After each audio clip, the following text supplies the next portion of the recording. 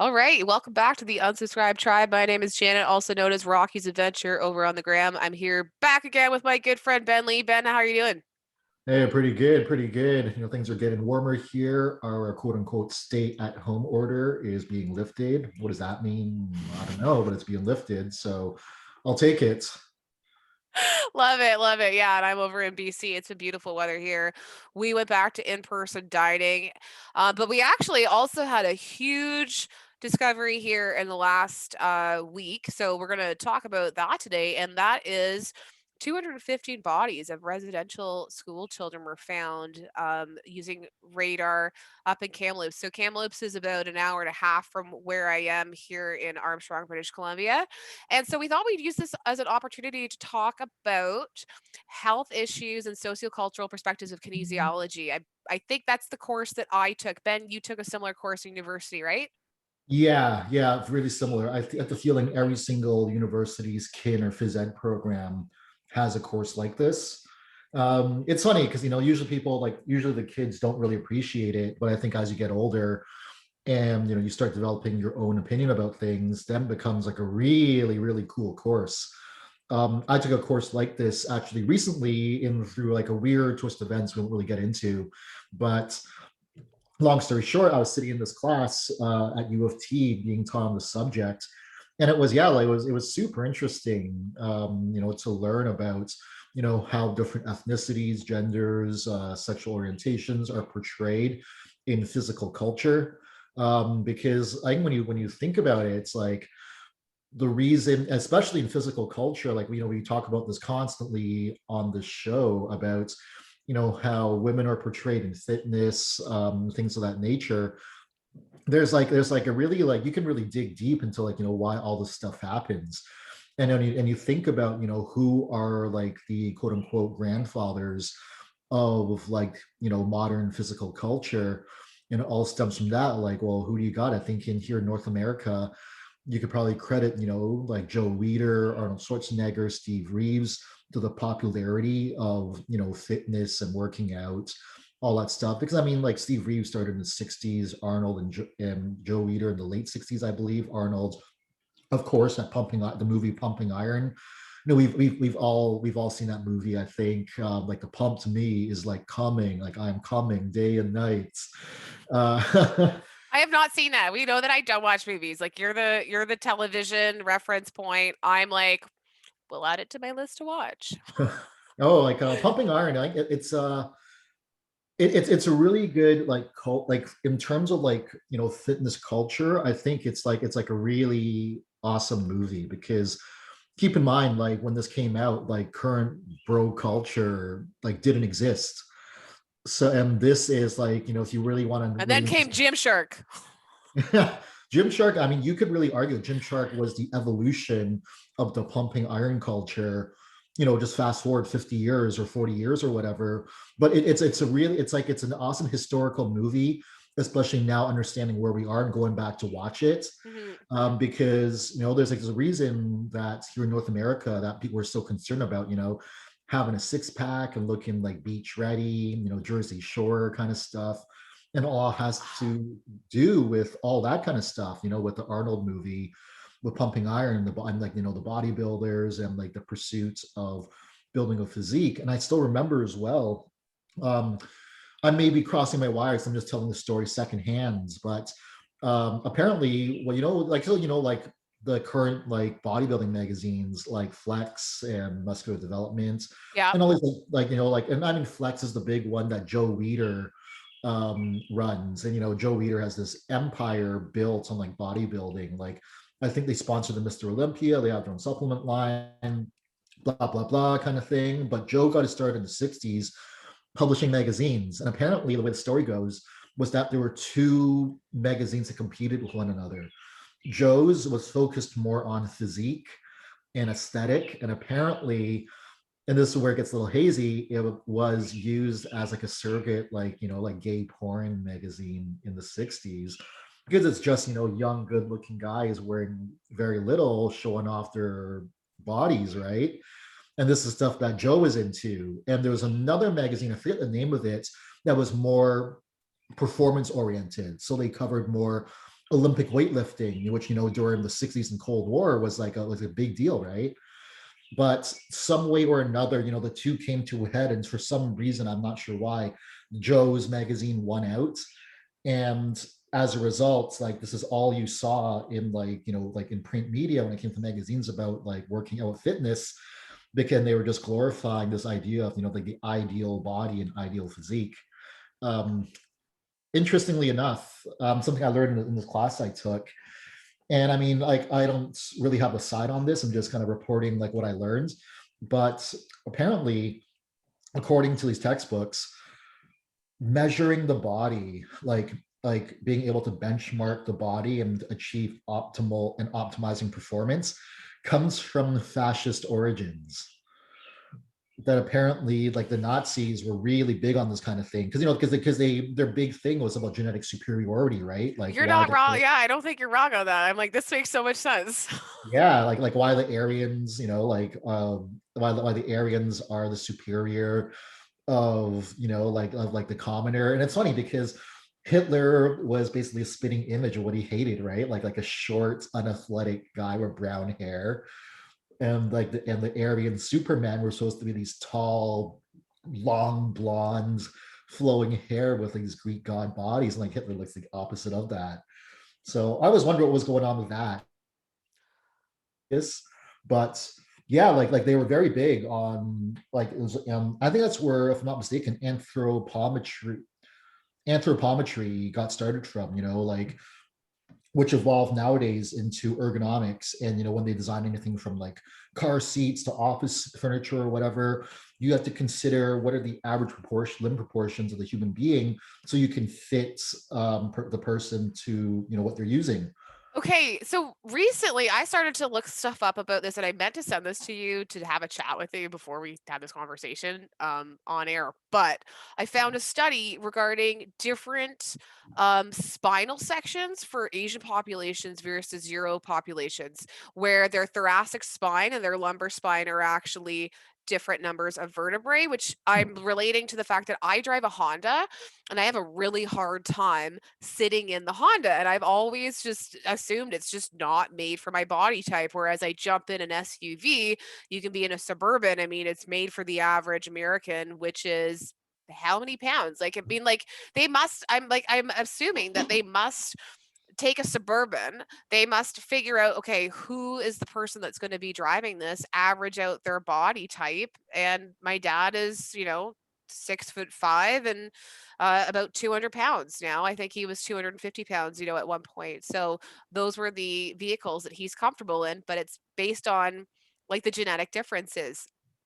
Going back to what you were saying about the magazines and the show, that was one thing that I have eliminated from my life. Was like magazines, first of all, was a huge one. Seeing all those bodies and knowing that they were um, just how the effort that goes into these photo shoots and stuff. And I think going back to what you said, it's very just like white. Like Oxygen magazine is just lots of white chicks in bikinis, and it's not an accurate representation of the population or how the population looks like. And even talking about Hitler and being able to benchmark the bodies, I mean, we see that different bodies have different strengths. And people like Sarah Robles, like, she has become a huge mentor for me because she's so strong.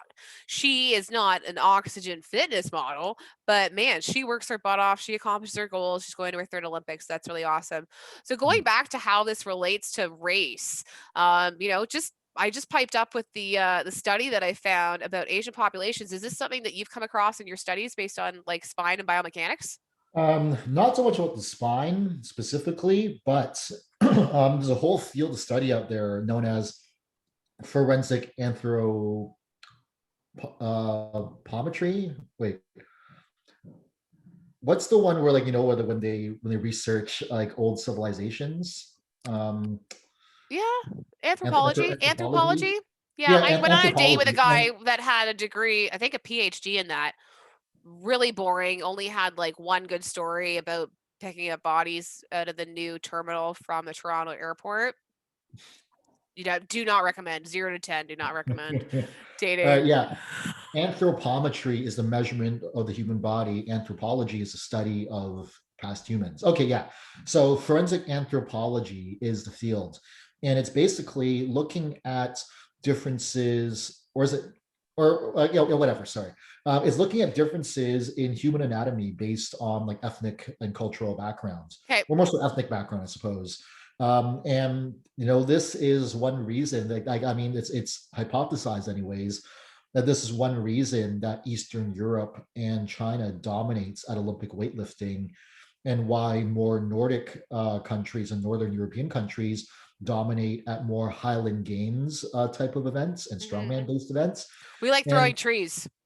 yeah, well, it's according to, well, this was Stu McGill who told me this, and I think this is based on a lot of research that he's read from in this other field.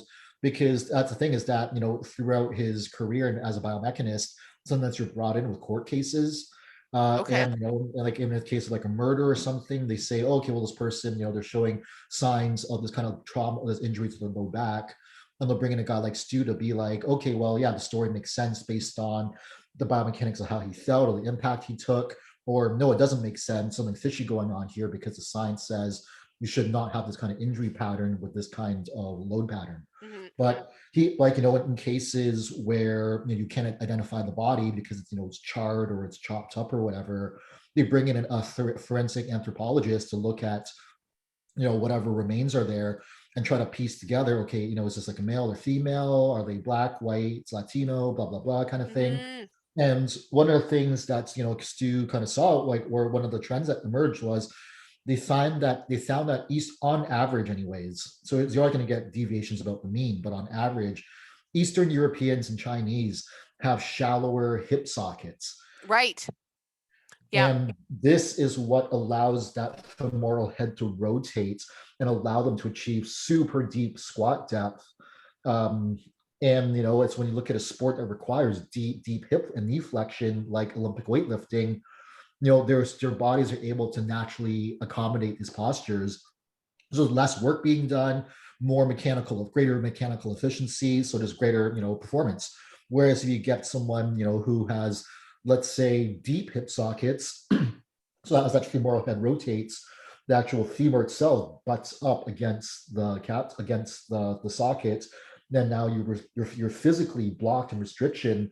And this is where you'll see, like a lot of people, when you actually test their squats, their back starts rounding before they even hit parallel. And in some of these cases, it's kind of like, that sucks, but like, this is what God gave you. This is what you were born with. Wow. And so, like Stu was saying, that he himself was one of those. Like, he is of Celtic origin, like McGill. And so, yeah, historically, throughout his days, he's always been a pretty bad squatter.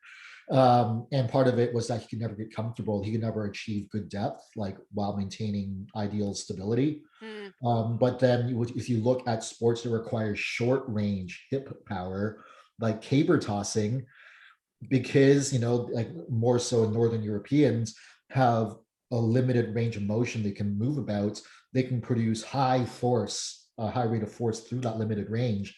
So you get stuff like the weight over bar event, the caber toss, stone carrying. This is where they shine. Wow, that's so awesome. It reminds me of just talking about the evolution and genetics. I read about a tribe that has an enlarged spleen, and so they are able to stay underwater for, I think, 13 minutes was the number, because they have evolved to meet the demands of their environment, and they are a fishing community. So they do this fishing underwater, and they have had this genetic mutation happen. I mean, talk about like Marvel.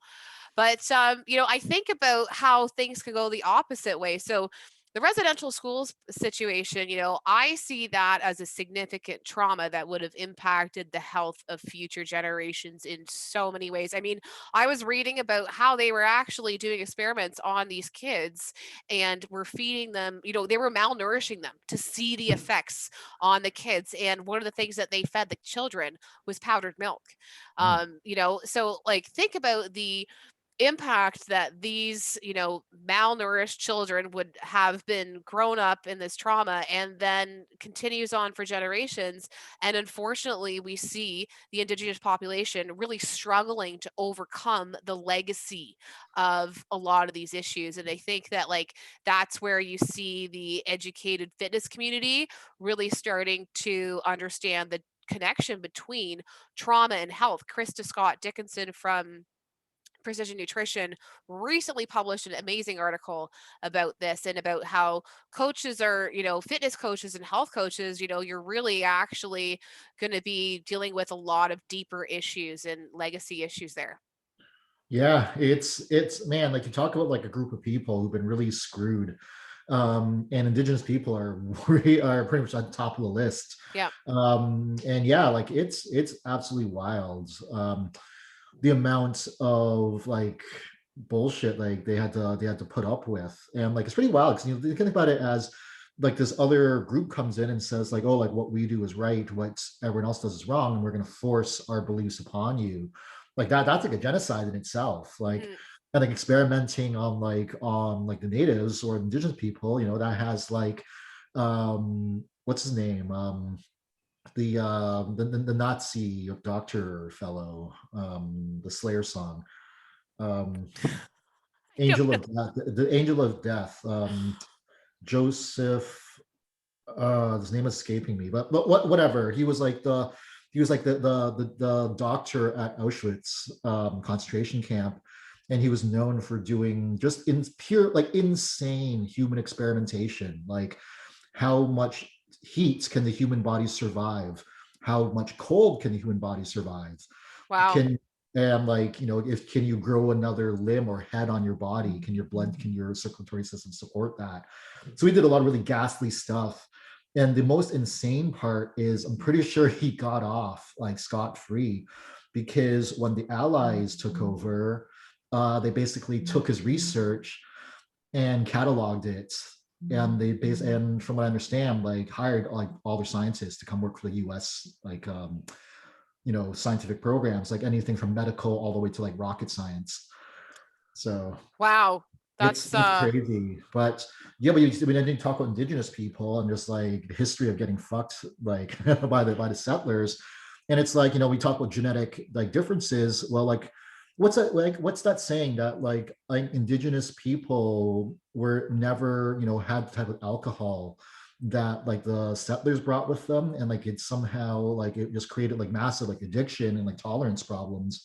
And this is like a legacy problem. This is why there's the rates of alcoholism are insanely high in, like in places with a lot of indigenous people.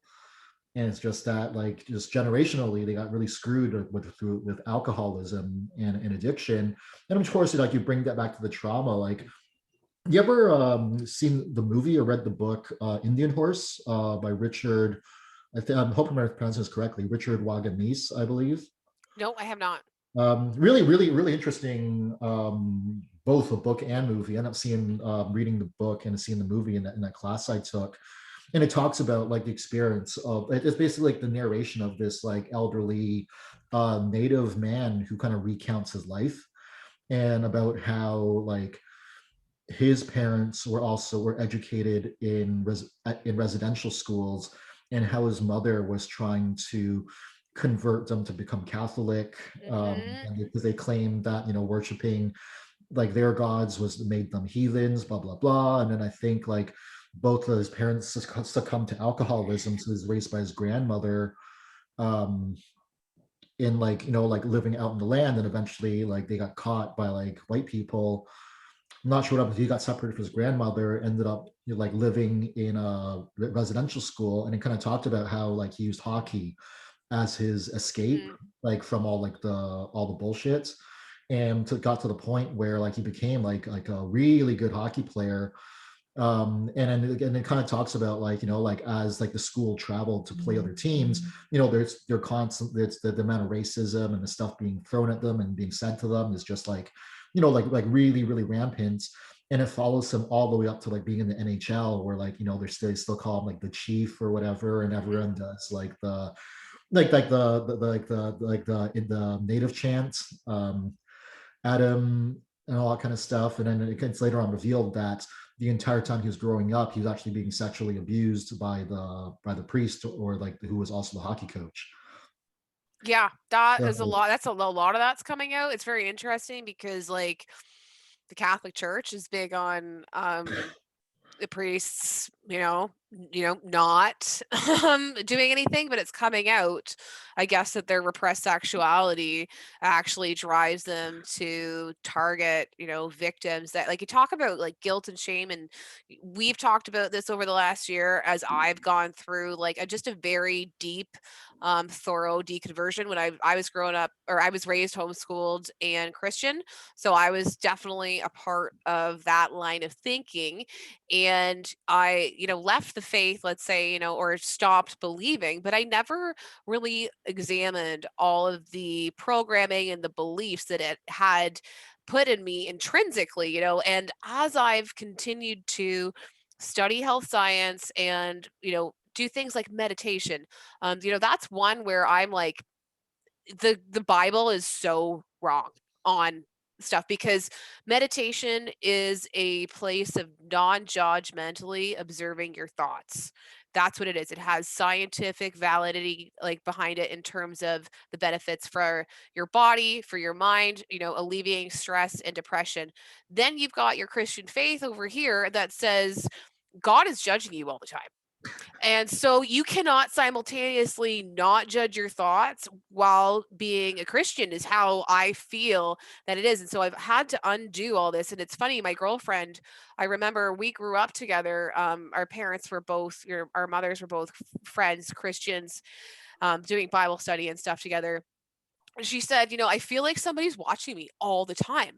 And I used to feel like that too. Like it just feels like you're constantly being judged, and you're born bad. And so I started taking this position of compassionate, like being compassionate and saying your body has like wisdom in it, and you're trying to do the best that you can. You perhaps have poor coping mechanisms in front of you. You look at alcohol, like the spiritual practices and the healing powers of a lot of the just ceremonial processes like drumming in powwows and singing and those kinds of things all have a very similar physiological effect as they do in church. I mean, you're stimulating your vagal nerve when you are singing. When you're hitting a drum, you're getting a rhythmic beat. It helps to release anxiety. You're hitting something, it's getting energy out of your body. So these practices have a physiological benefit.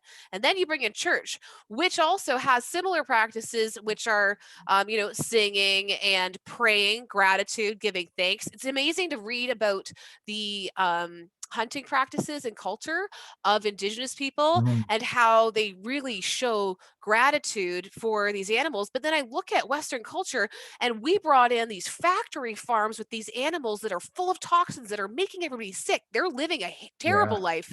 You got your Indigenous culture, wild grass fed meat, high omega 3s, so good for your health. And yet in Canada, we're still fighting about hunting rights and fishing rights for Indigenous people. Meanwhile, we're poisoning everybody with our colonialist bullshit. Yeah, it's this is I it really speaks to a testament, as to the what's the term, the unsustainability of the way we're eating. Because like, I mean, being like hunter gatherer, or just having wild meats is health wise, I mean, like ideal, but from like a logistical standpoint, very difficult to feed 300 million people in the US, for example, or 30 million people here in Canada. So you bring in the factory farming, but then this raises, and there's always this trade-off of like quality and efficiency. Like the two will never exist, are always on the opposite ends of the spectrum here. So when you have a population density like of what's here in Ontario, you're going to feed all these people, not to mention with good old capitalism and low income, and like low income individuals who can't afford high quality food. So you end up with this overly processed like assembly line food that it has like negative nutritional value, but just so cheap to produce. And it's just that people need, macronutrients. So they just put together in some weird paste, and it's like, here you go. It's like costs 99 cents a pound, and and everyone can eat it. So I feel like the way everything is set up, it's just more so about survival, but not optimization. Thriving. Yeah. Well, and the sad thing is that we're depleting the earth of resources, and we're continuing to destroy the resources at the same time as just, I think, making this trauma go on like extensively longer for indigenous people because they're not getting the support that they need. I mean, we don't have clean drinking water for you know, um, every reserve in Canada. And meanwhile, in the last year, everybody about COVID has really gotten excited about human rights. Well, I'm really glad that everyone's going to be a part of this conversation, because get in line. Running water, I think, is number one. I mean, not and like at the same time, I think of like the fluoride that comes out of my tap, and I'm not necessarily saying that that's the perfect situation, but you definitely have to start somewhere. Yeah, it's better than not having water to drink at all. So, you take what you can get in baby steps. But like going back to the Catholic thing, it actually reminded me there's an old Family Guy episode back when it was still good. So like this like season two, when Peter's dad visits, and his dad's like this like cranky old Irish man who's like ultra Catholic, and he's trying to tell Chris that like using the bathroom is a sin. So like the entire time he's there, like Chris is just like has to use the bathroom so badly, but his grandfather keeps stopping him. And finally at the end, like Lois tells Peter to like grow a spine and like stand up to his dad. And finally Lois tells Peter, like, or sorry, Lois tells Chris, like, Chris, it's okay to use the bathroom. He's like, I gotta go. He just like runs like out of the room. But yeah, but like that's the thing. Like people just follow that like to the letter to the T.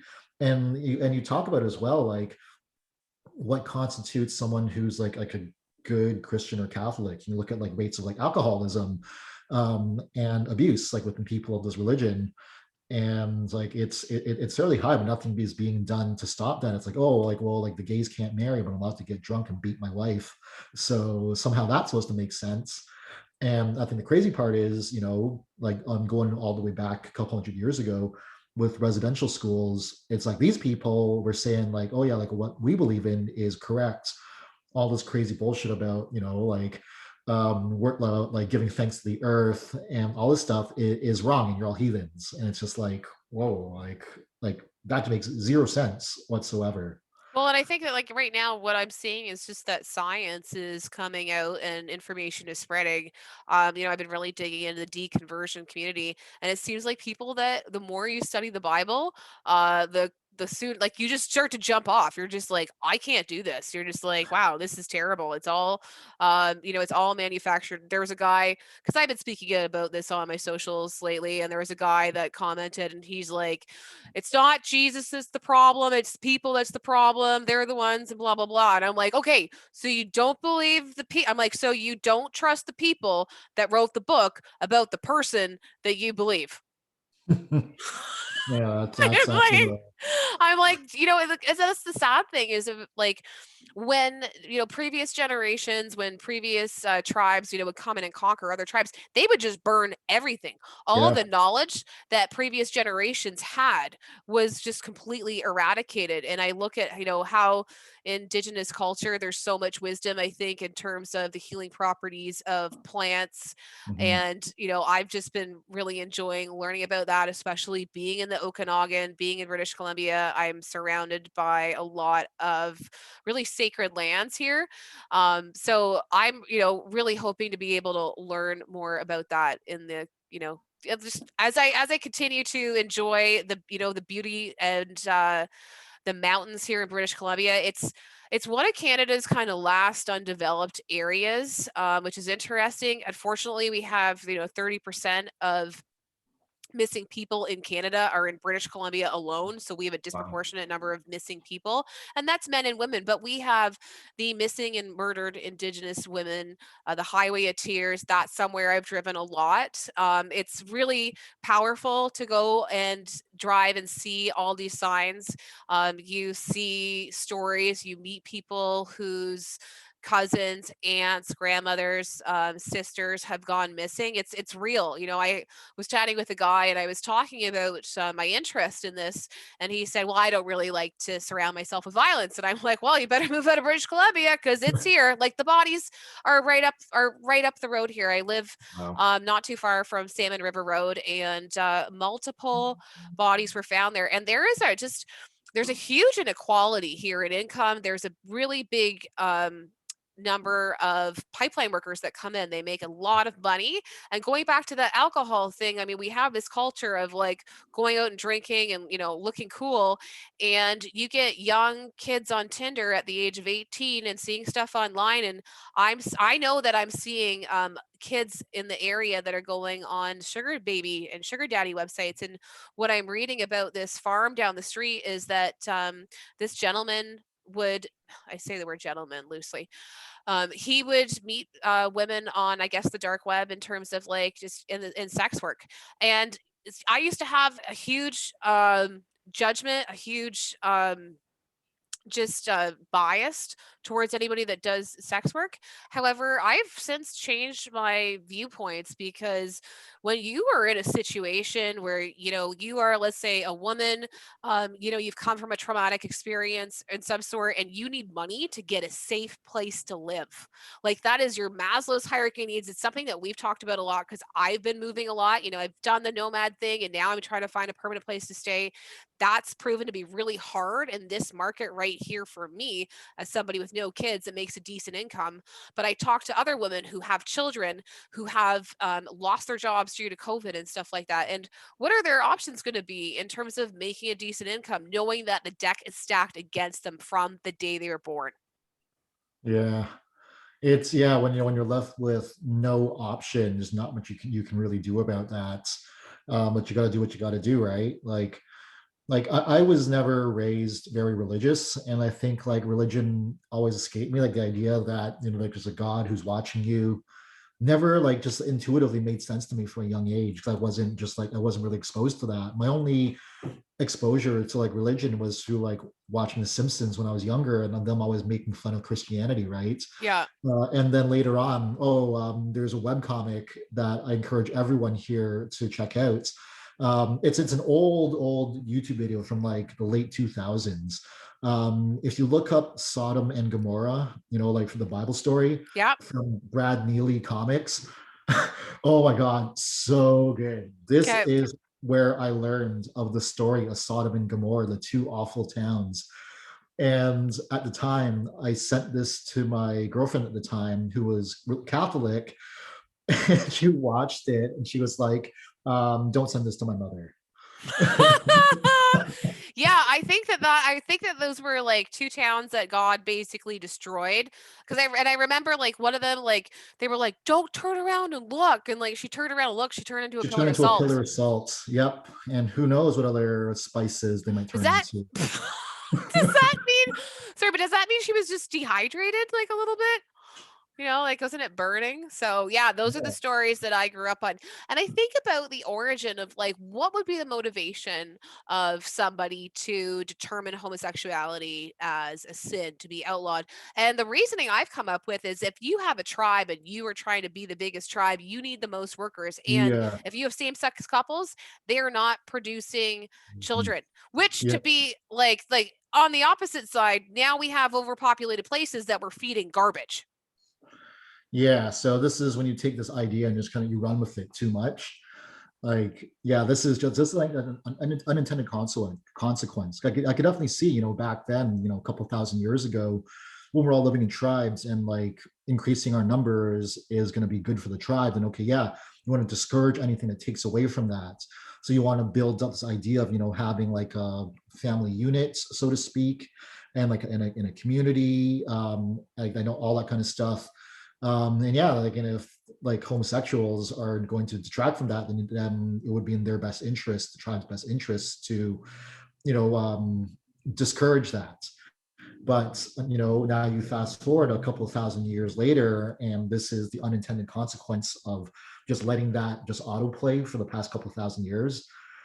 But yeah, like, and I think that has to do with a lot of things. Even like in certain religions like Judaism and Islam, where you can't eat pork, that was like a pure sanitary thing, I think, because back then you didn't have refrigerators, right?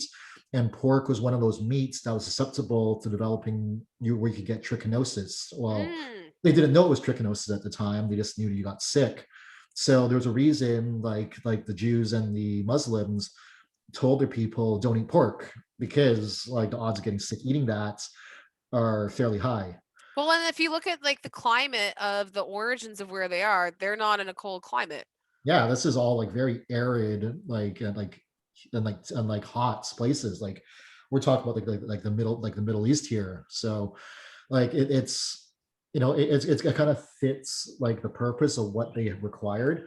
And then as well, but I mean, I think one thing my ex told me was the Bible is not supposed to be interpreted literally, and that's where it starts to go wrong. They say instead the Bible is supposed to be like a collection of stories that tell a moral, and you're supposed to follow the moral of the story, not like the literal quotes of it. Okay, so what is the moral of women shouldn't teach and women are saved having children? That's like, that's the thing I think the problem I have with the Bible is people always have some way to explain the homophobic, racist, sexist bullshit that's in there. They're, oh, no, no, no, you're not actually supposed to take the advice. There's just this general idea, and if you wave it around your head, you'll get like the general, fuck off, man. Like there's so Yeah. many books that people use to understand the one book. But you know what? Here's the thing. It's not just one book. There's a whole bunch of other, stories that they didn't include that they chose not to include. Like, and this goes back to that comment that I said to that dude, like, oh, you believe the dude that the people that you don't believe in told you about. Like, it's all, yeah. It's a construct. I think my mind was really opened when you told me about the mushrooms and the theory behind Oh, right. the mushrooms as The being burning part bush of. and the Ten Commandments, and yeah, and it's all just a elaborate mushroom trip. Yeah, but it makes sense. And if you know what, I think the thing that shocked me the most was looking up the art that actually exists that shows that. And it makes a lot of sense. If you were in the tree of life and you ate, a mushroom and had snakes would talk to you. Have you seen what an angel looks like according to the Bible? No, I have not. It Is is it look horrific. It is Is it alien? really Because like, isn't the it. CIA releasing a whole bunch of alien information this month? So if you actually look up like a biblical angel, it doesn't even have a human form. It's a series of like rings, and all the rings have eyes on them. So this thing probably has like a few dozen eyes and faces and multiple arms. Like if you look up like cherub or like biblical angel in Google Photos, like or Google Images, like you'll see right away that if you saw this thing in real life, this would be extremely horrific. Wow. So yeah, like so there's that whole thing, and like the idea that they excluded a whole bunch of stories that didn't fit the narrative is like mind blowing. And like because like what's not isn't that the whole controversy behind the Dead Sea Scrolls is that they're finding more and more parts of the Bible that they never found in the first place.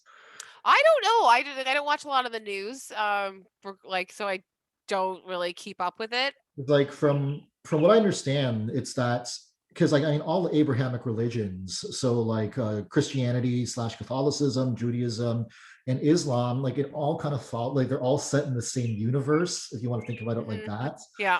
But it's that the Jews only believe in the Old Testament. So they Mm. say that Jesus existed, they recognize he existed, but he was not the savior that Christianity claims he is. So Oh, they're all this stuff makes my head hurt, really. yeah, and it makes you wonder like when people get so caught up in the semantics of religion, and it's like you guys are arguing just like the dumbest little things, because none of this like makes it even matters if like these bigger underlying questions aren't answered first. Like, why does Judaism only respect the Old Testament? Christianity has a New Testament. The King James Version has its own Bible. Catholics have their own little sect. Then you have the snake handlers. You ever see that stuff like in the South, like the guys who handle the rattlesnakes? No. Like I was telling my ex before, like I would gladly go to church every Sunday if my church was held in a tent with a bunch of yelling and singing, and you have like the faith healers like heal the blind man, and then the person like picks up the rattlesnake and they swing it around and doesn't bite them because God is protecting them. Like, I would gladly go to church every week if that's what I got to see. Yeah, no, some amazing metaphysical stuff that they can't really recreate. I actually was in a farmer's market, had this guy come up to me and my friend, and he starts talking to us. He's got a doTERRA hat on. I think he's about to sell us some essential oils for back pain. And then he goes up to her back and he says, in the name of Jesus, we're gonna, heal your back and blah blah blah. And I'm just like, oh. And then he's like, do you feel better? And she's like, nope. And then he's like, oh, let me try again. It usually works, blah blah blah. And I was like, wait a second. I'm like, did you do any like you didn't do any biomechanical analysis? Like, I'm like, I'm educated in kinesiology, and you didn't do any kind of quantitative analysis, even qualitative analysis of her body. So how are you you're just like asking her. And from what I saw, if you basically harass somebody enough, I think that they will tell you that they're like, thank you for healing me. Please go away. Because it was super uncomfortable. He kept on wanting to try it again and again. And we're like, no, not doing it. One of the things I've been thinking of lately is the image. There's a gentleman online. He put together a graph of all the contradictions in the Bible. I'm just thinking about like my own beliefs in terms of like Judaism believing in the Old Testament and the New Testament, being Christianity, and just the whole idea and the concept of a God who loves everybody, but yet sends his son for a sacrifice. That's narcissistic for the most part and traumatizing. Like, I really don't think that narrative um is one that I follow. I'm really much more into the indigenous spiritual, learning about that kind of stuff, the moon cycles, this alien Yeah. stuff that's going to come out soon, energy. But this whole idea of one God, the feminine, masculine, woman, male versus like roles. Like, that's the interesting thing. If the Bible was so good, why were they so binary? Because that's not accurate. Yeah. There's like a quote from The Simpsons as well, where like something happens to Flanders and he's kind of like questioning like why is he so religious? And he's like, God, like, why did this happen to me? Like, he's like, come on, like, I follow the Bible, I follow all the stuff you tell me to do, and I even follow the stuff that contradicts the other stuff. Yeah, And exactly. like Like, even like Reverend Lovejoy as well, like he's like consulting Marge because I think Marge leaves Homer or something, and Homer's like, aha, like Reverend Lovejoy's here, he'll have to like promote the sanctity of marriage or his God will punish him. And like back in the house, Reverend Lovejoy's like, yeah, you should get a divorce. well, I mean, speaking of divorce, these are the themes that are baked into our laws right now. And it's really archaic that we are still continuing to run our country, and people are getting sick, things are not going better, our country is going into debt because we still rely on these laws. Like, up until 1974, women could be denied credit for a house. So if you think about the systematic effect that would have on women that were in an abusive home, probably with children, because abortions were also, I've also, been a contentious issue.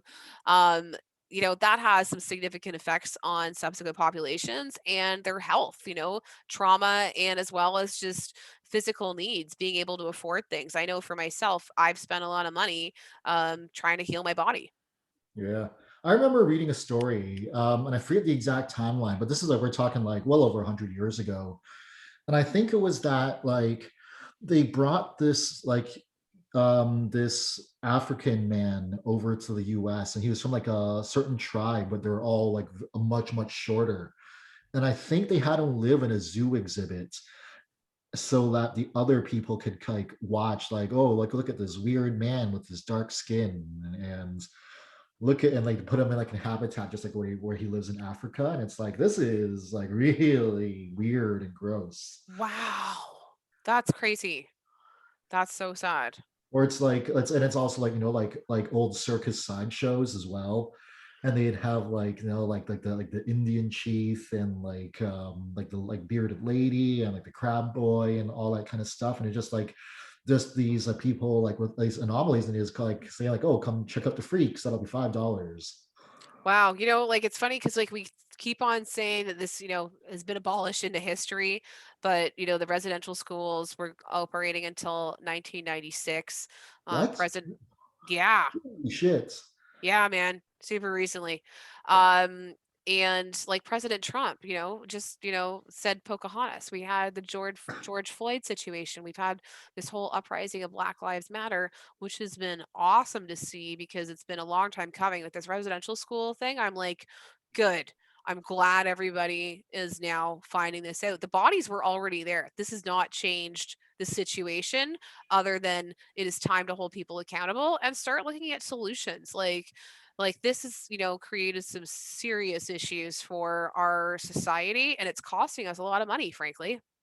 Yeah, like this is definitely Canada's like black eye that no one really talks about. And yeah, like I didn't know it was up until 96. Like 96, I was like in grade 5 or 6, maybe. Like I'm talking young, like I was like 11, 10, 11 years old, like watching like wrestling on the weekends. Hmm. Can imagine like the residential schools are still happening there. Cause like what's the deal? Like are they like were they just thinking that like, oh, there's like native kids out there who aren't educated in the way of God yet, so we need to get at them before they fall back to the old religion? Like it was like they were still there because again, no one did anything. Like it was like this is the way it's always been. And I think that that's kind of the attitude with religion too, is people think that this is the way it's always been and it's not harmful. And like there's just more and more evidence coming out that religion is harmful. It's contrary to science.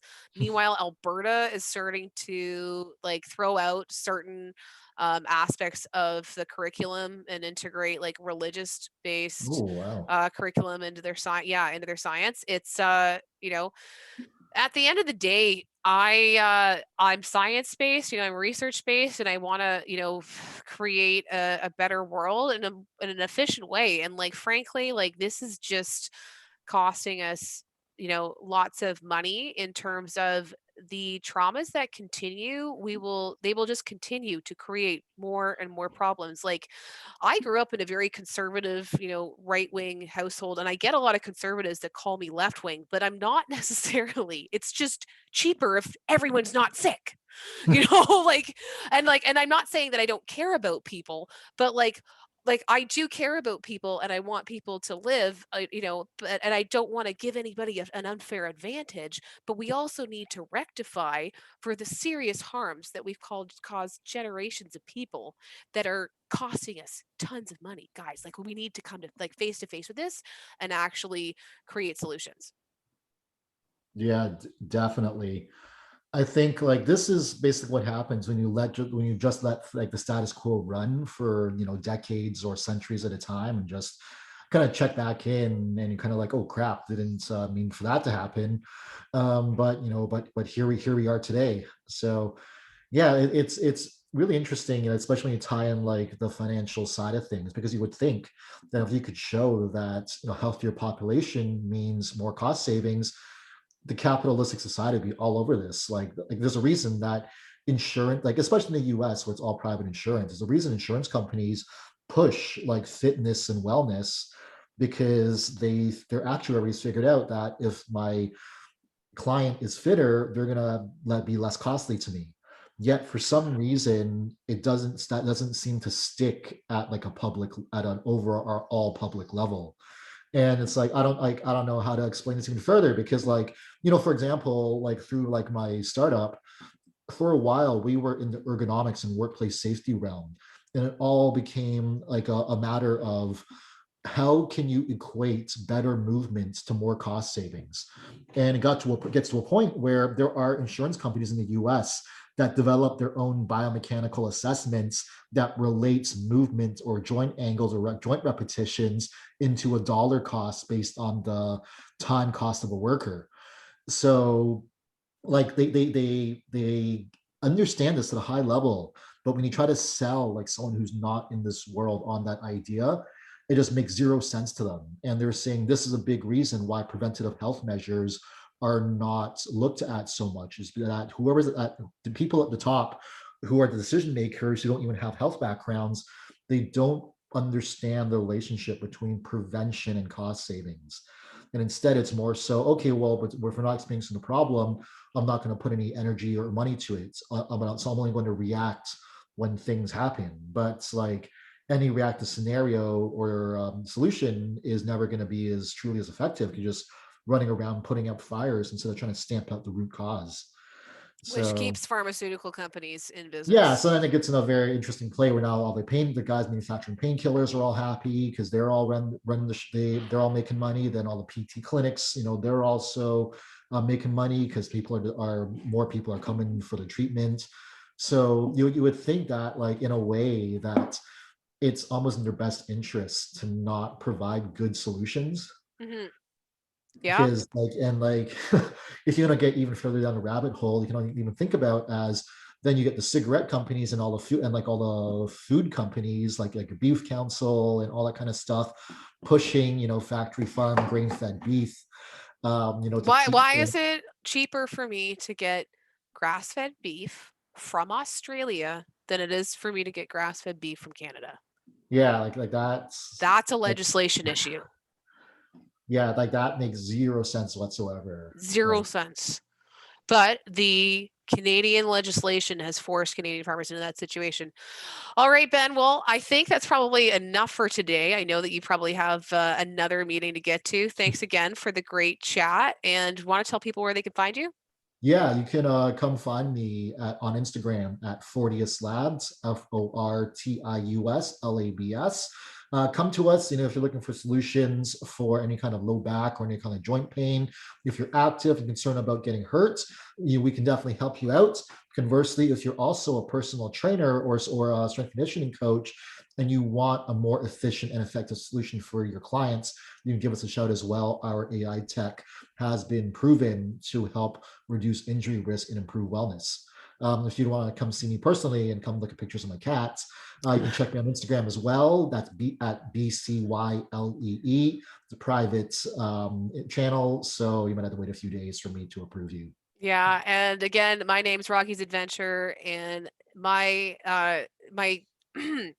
Instagram is Rocky's Adventure, and this is the Unsubscribe Tribe. And if you don't like what we have to say, feel free to hit that unsubscribe button. We're here to find the truth and navigate the advice out of the advertising. So thanks for joining us, and we'll see you again next week.